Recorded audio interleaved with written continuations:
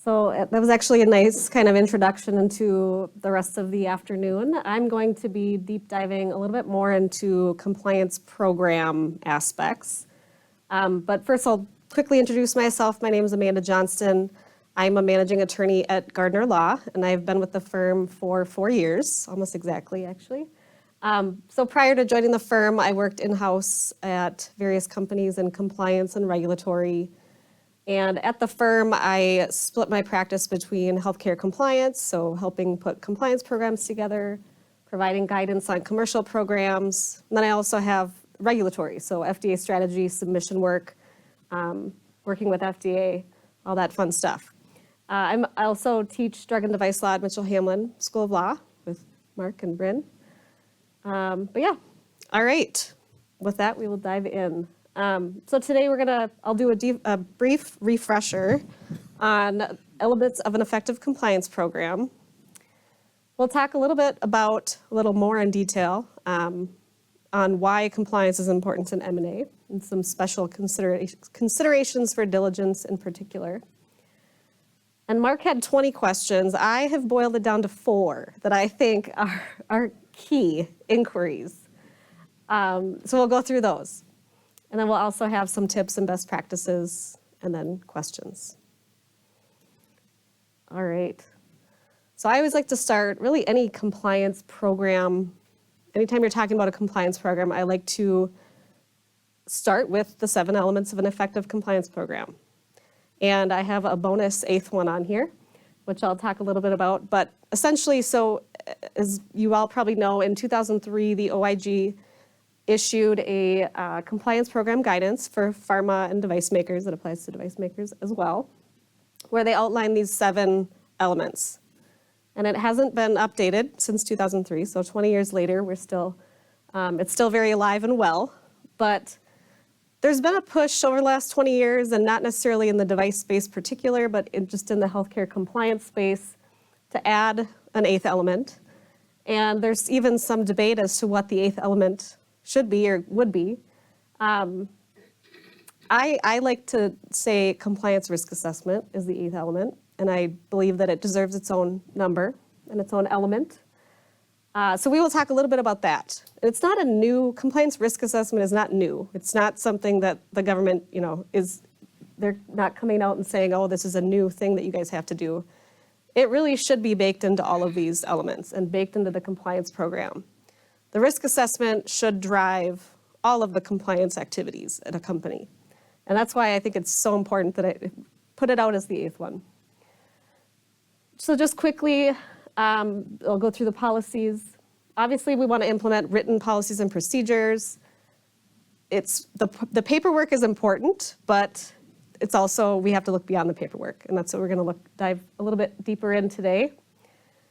Designated a compliance officer, a compliance committee. Again, those are kind of check the box activities, but we'll talk a little bit more about compliance committee and how it functions and what to look for. Effective training and education. Again, that's been mentioned a couple times. Sales training is a huge one that you want to look at, but also just looking at the program, how often is training occurring? Are we training on the right topics? That kind of thing. Effective lines of communication. Do we have a hotline? Is there kind of an open door policy from a compliance perspective? Is the company conducting internal monitoring and auditing? We'll talk more about that.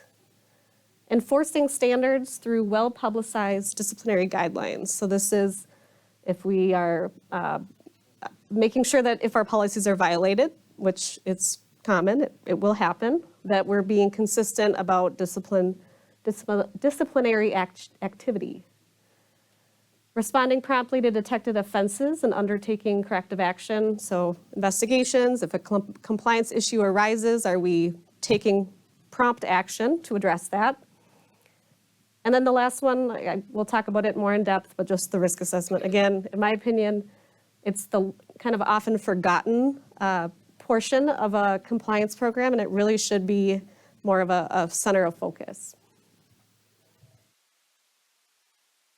All right, so why is compliance important in M&A? We have kind of already talked about all of this, but I'll just reiterate or reinforce.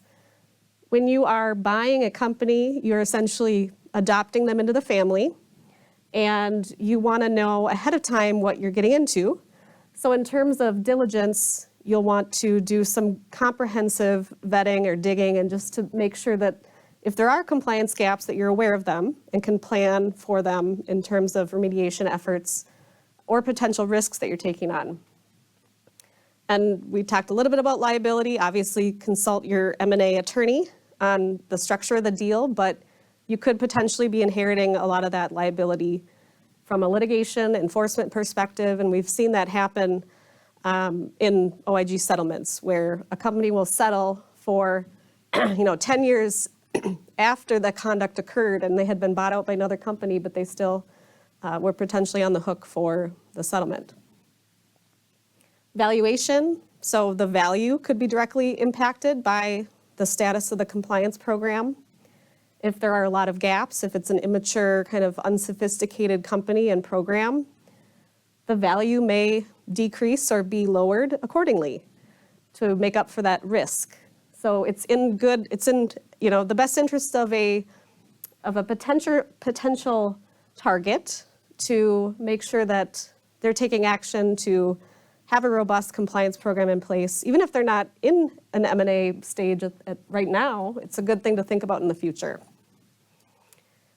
And then just post-close remediation. So there's always going to be some things that you don't find, but you want to minimize the extent that you can, minimize surprises after the close, because there's always going to be something that has to be done, and just kind of knowing and planning for that, but doing what you can to minimize that risk, because it obviously takes time and resources. All right, so my 4 key inquiries. So these are lines of questioning that I think are more of an advanced level compliance program. So if a company can respond to these inquiries confidently, quickly, if they can talk to them, I propose that they have a pretty darn good, robust compliance program that's effective and actually functioning. And this is not that you should only ask these 4 questions.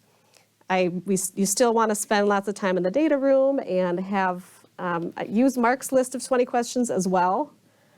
But yes, I tried to narrow it down. Of course, in the M&A context, sometimes time is limited and resources are limited. And if you only have a certain amount of time to do a deep dive, it's good to get kind of the most bang for your buck in terms of what you're looking for and how you can assess that. And you can also use this even if you are not a target or not if you're not looking to be purchased in the near future. It's a good exercise to go back and ask your teams at your companies these questions and kind of get a sense for what level of maturity, kind of how effective your program is now. All right, so here are my 4 inquiries, and we'll dive into each of them a little bit deeper. The first one sounds really simple: compliance committee meeting minutes and related materials for the last 2 years. And you can kind of pick 1 year, 2 year. I like 2 year. I feel like that gets a little bit of history, but that's typical. It'll go in the data room. The second one: what triggers the need for a compliance audit, and what does the company do with the results? So auditing, obviously, that's one of the elements of an effective compliance program, but we'll dive a little bit more into that inquiry or that line of questions. What triggers a compliance investigation? And then the last one, my favorite: describe how the company's compliance risk assessment process feeds into its compliance program. All right, so the first one, so compliance committee meeting minutes. So this is kind of an easy one, at least from the target's perspective. They can just put everything in the data room. So imagine you're doing diligence, you're in the data room, you're drilling down all the little files, and you get to the one that says compliance committee, and you open it up. And what are you looking for? I propose focusing on, well, first of all, just look at the documents. Are they written on a piece of scratch paper? Does it have a nice format? Can you follow when the meetings took place? Who was there? Just the format and kind of the sophistication of that tells you a lot about how the company values compliance and that committee process. Can you tell how often they met? If you asked for 2 years and there's, two meeting packets, that means that they're probably not meeting regularly, or they just started meeting regularly. Who is at these meetings? Which functions are represented? That should be, the list of attendees should be in each of the meeting minute or packets. Is there a focus on training? Was there training done with the compliance committee on what their role is? That's also an important one that I think gets lost. Are the meetings anchored back to the 7 elements of an effective compliance program? I know it's kind of cliche and may seem elementary, but I like to start every compliance committee meeting with those elements, just to really anchor everybody. What kind of topics are discussed? Can you tell if it's more of a check the box activity, or are they actually getting into some of the meat of risk areas? Is there a substantive discussion, or are the meetings 15 minutes long, during lunch? Are there compliance metrics or KPIs that are being tracked, trended, discussed? Are there subcommittees? Subcommittees aren't required, but if there is a subcommittee under a compliance committee, it makes me think that they have had some forethought in terms of their scope and considered adding a subcommittee that would be a different scope slightly. So it just gives you a sense of how sophisticated their program is in terms of the structure. Are there action items listed? Are there follow-ups being made? So if one meeting has action items, in the next meeting, are they following up on those to make sure that it was closed out? These all seem simple, but it tells you a lot about how serious they take the compliance program. And I'm borrowing Mark's Goldilocks zone, his too hot, too cold here, just for fun. But so for too cold, say you open that data file or the data room file and there's nothing in there. That would be too cold. They don't maybe lack controls. Maybe there's no compliance officer, so it's kind of ad hoc. That would be lacking controls. If you open up the file and there's some haphazard meeting minutes, maybe a couple meetings sporadically throughout the 2 years. Maybe they're not really having substantive discussions, but talking about the next NSM or something. No trending, no follow-up. Those are all things that would be like, well, they have a process, they try, but they're not actually effective in practice. All right, so the next one, what triggers the need for a compliance audit and what does the company do with the results? So this would be a good one to have to talk live, especially if they haven't done audits. You can listen for the silence after the question. Sometimes, and I've had this happen where I ask a question like this and they bring up, oh, well, we had a quality audit or FDA audited us. And it's like, well, that's not quite what this is getting at, but that's good. So a lot of the response you can tell based on, or you can tell a lot of the status based on the response to this question. So things to consider, things to focus on when it comes to compliance audits. How often are they happening? Is it an annual thing? Are they setting up an annual plan and then executing to the plan? Or is it more of, oh shoot, June 1st, my Nevada filing is due, I better do an audit quick, which that happens, I get it, but just gives you a sense in terms of, are they planning? Are they taking a proactive kind of thoughtful approach to audits, or is it just as they think of it? Who is the auditor? Is it somebody internal? Is it independent? Is it somebody outside the company? Is the person qualified to do the audit? What areas are audited? Are they risk areas from the risk assessment, or are they just kind of whatever seems easy? How are audit findings handled? Are they documented somewhere? Are they discussed at the compliance committee? What happens after an audit finding? Is there a process in place? If corrective actions are taken, who's responsible for those? Is there tracking? Is there trending? Is there effectiveness checks on corrections? What's the timeline? Are there timing requirements for audits? Or do they just go on indefinitely? Does the company track metrics or KPIs related to auditing? That'd be a good thing to discuss at the compliance committee. Is there a tracking system? Or is it just, again, kind of whenever someone feels like an audit would be a good idea? Has outside counsel been involved or any other third-party consultant or expert in the area? Those are all kind of the things that I would look for in response to that question. So from a too cold, too hot perspective, if you ask that question and they look at you like they have no idea what you're talking about, then that probably means that they either have a lack of knowledge or you have an unsophisticated audience or company that has not done an audit. Or they will say, well, we have a quality audit, which is not the same thing. Good, but not the same thing. And if a company does have audits, maybe they share some audit reports with you and you take a look at them and it's very piecemeal, or maybe there's no follow-up, there's no traceability from the finding to the corrective action. That could indicate that, well, they're doing the motions, they aren't actually, the program isn't actually effective. All right, what triggers a compliance investigation? So this would be another good one to speak verbally or over the phone and to get a sense of kind of their reaction. They should be able to rattle off pretty darn quickly their process for what triggers a compliance investigation, and then you can kind of probe from that question.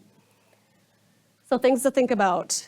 Is there a policy? Is there an SOP in place that describes what happens if a compliance investigation is needed? And they may say, well, we've never had one, so we don't have a policy. Well, you want to have a policy or some process in place, because if the need arises, you don't want to have to be creating that at the same time that you're trying to resolve potentially a compliance issue. So being proactive, even if they haven't had one, haven't had an audit or hadn't had a need to have an audit, they should have a policy or a process in place. How often have you had compliance investigations? They're very common. There's nothing wrong with having investigations ongoing. If you have a lot of reports or questions that come up, it's a sign of a healthy compliance program, in my opinion, if there are investigations that are ongoing. So it's not necessarily something to be afraid of, but how many do you have? Are they frequent? Are they focused in certain areas? Are there repeat offenders? That kind of thing. What kind of documentation does the company keep for each investigation? Is it privileged? I will venture to say that all investigations should be done under privilege. So if they are able to just rattle off and hand you documents, that could be potentially a red flag. Who are the decision makers? So is there somebody within the business that has to kind of sign off on an investigation such that it's not very independent? Or is that the compliance officer that makes the sole decision, or legal? Is there an investigation team outlined in advance? There should be. Certain functions should be involved, and sometimes I see that broken out by the type of compliance issue.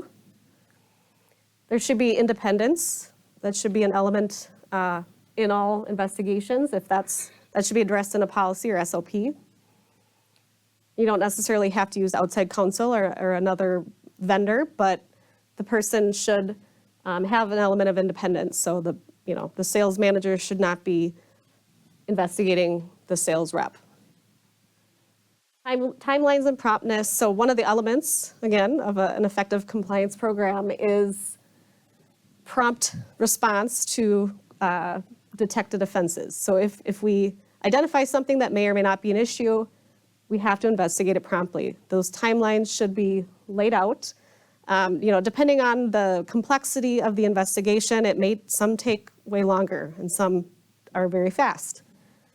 So if it does end up taking longer, you'd want to see something documented in terms of maybe deviating from the policy and rationale as to why. Again, this line of questions, I don't expect to get anything from the company because it should all be privileged, but they should be able to speak to all of this just in generalities. Effectiveness checks, so if there are corrective actions, if there's a response, if there's a disciplinary action, how do we make sure that the corrective action was effective and we're not going to have the same risk out there? And privilege, I just put that on there again. So from a hot-cold perspective, again, if you ask this question and they look at you like you don't know what they're talking about, and they don't have a policy, don't have a process, it's probably a sign that they, may not have sufficient controls in place from a compliance perspective. If they have a policy, but they decide when they want to use it and who's involved, and depending on who the alleged violator is, they can decide whether to do an investigation or not. That's a sign that they have a process, but they're not following it. All right. So here's my last inquiry. That's my favorite. Describe how the company's compliance risk assessment process feeds back into its compliance program. It's a very loaded question, so it is a hard one to answer if you were asked on the spot. But just some things to think about. So a mature, compliance program, a mature company that has a robust compliance program that's effective should be able to rattle off an answer to this fast. Again, the risk assessment, the risks that you identify should really drive all of decision-making and activities from a compliance program perspective. I like to think of it, it's very similar to traceability matrices in the design control space. You trace inputs to outputs, you trace hazards to mitigations. Like, we want to keep that consistency going, and that's what the government would expect to see. So things to focus on as you're probing this line of question: do they know their risk areas? Have they done an inventory? Have they documented it anywhere? Have they thought through kind of all the different areas? Is there a process in place for conducting a risk assessment? Do they have risk categories? A lot of the times when you'll do a risk assessment, you'll have categories that you kind of group things into. How do they come up with those categories? Risk rating or risk ranking. So asking them, please describe your approach to how you rate or rank these risks would be a good question. Typically, you would rank them based on probability of occurrence and severity of harm. There's other ways to do it. Frequency, so how, did they do a risk assessment 5 years ago and it's just sitting there and it hasn't been touched since?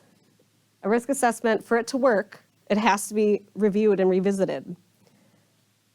If things change, risk rankings go up and down, and that should drive action in your compliance program.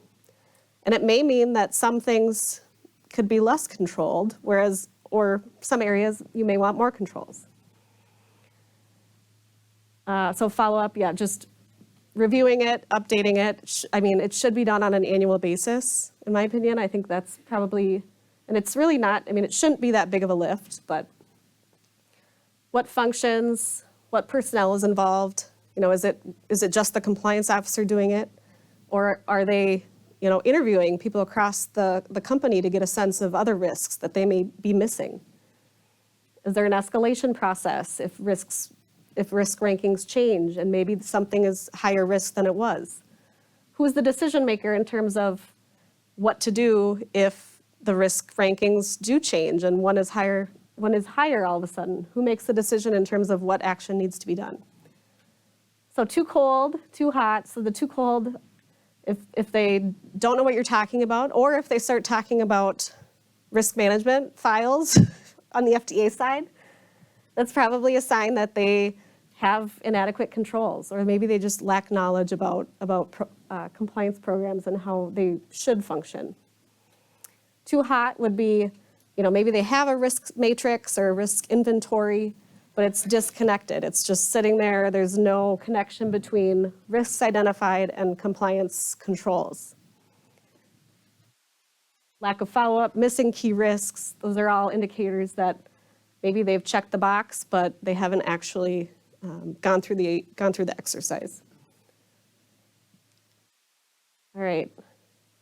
Just a few tips. I know a lot of these have been covered and will be covered again, but it's not hurt to reiterate. So for acquirers, interview staff across the company. I really do think that's a good idea. If for nothing else, just to get a sense of the culture. Probe questions about the compliance program. They should be able to answer pretty quickly, even if they're, not in the compliance function. They should be able to discuss what the compliance program is and, provide feedback from that perspective. You can learn a lot just from talking to different functions across the company. Don't forget to use publicly available means for diligence. Open payments is a good one. FDA warning letter database. There's lots of publicly available methods to due diligence in addition to the typical document review question.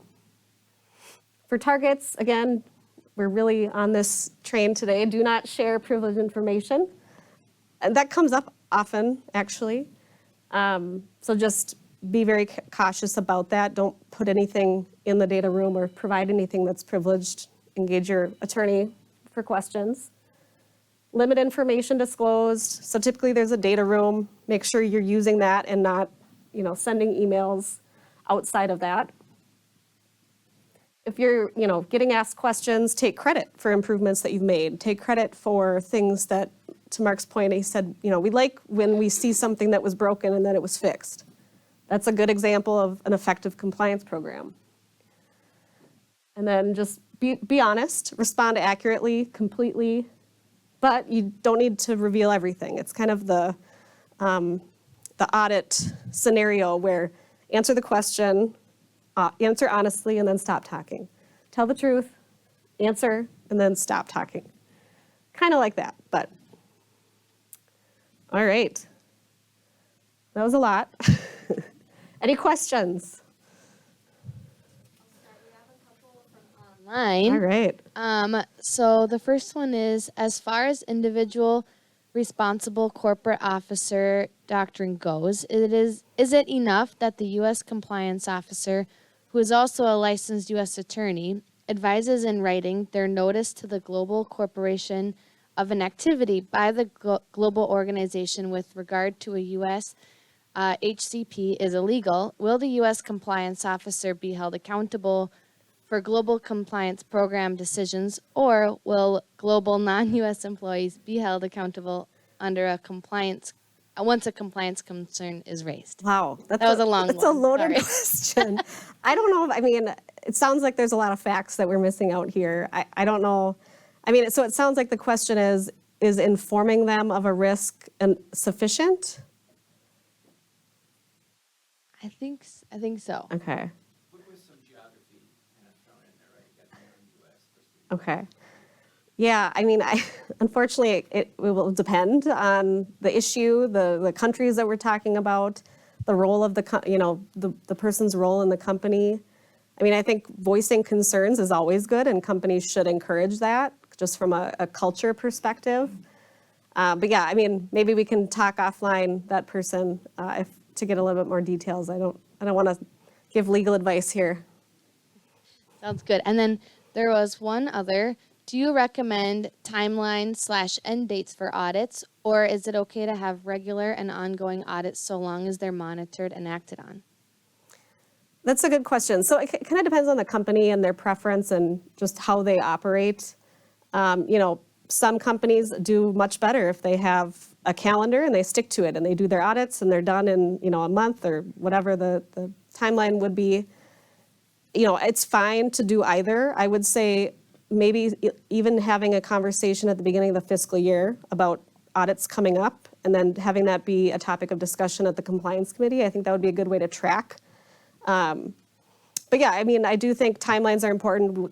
Essentially, we don't want an audit to start and then just never end and fall off, because that's ultimately what would happen. So, yeah. Is there any best practice around best practice around having a risk committee, like as a subcommittee of the compliance committee? Is that what most companies are doing? Yeah, so actually, I don't see that as often. I think that would be really helpful. Usually, the risk assessment or whatever the risk, if it's a risk inventory, it's treated kind of as a subcommittee of the compliance committee, but it's depending on if you have internal audit functions, if you have, so it kind of depends on the functions that you have. I really like that idea.